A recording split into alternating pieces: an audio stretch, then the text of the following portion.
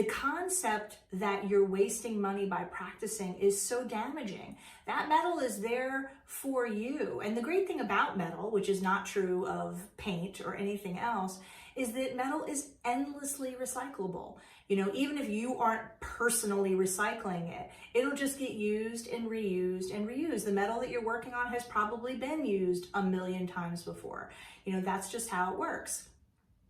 So, you know, obviously cost can be prohibitive for certain things, but most techniques are the same in silver, gold, brass, and copper. Not all. There are a few, like fusing and stuff like that, you know, no. But for example, if you want to get really good with a saw, get yourself a bunch of brass or copper and you can saw and saw and saw until you are a rock star at it.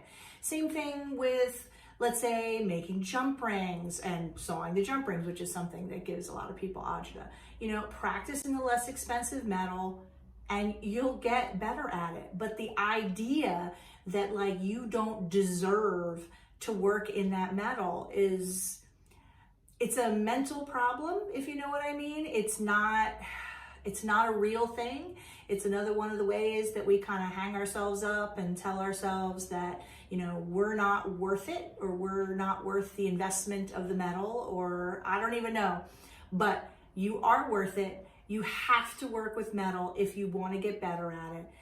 That being said, there's nothing wrong with practicing in lower cost metals. I mean, a lot of people want to work in gold, and I always tell them, like, I worked in silver for 2 years before I touched gold, you know, because 98% of the techniques are absolutely identical. You can learn soldering and torch control and filing and sawing and chasing and repoussé. I mean, like, you name it, you can learn a million skills in the less expensive metals.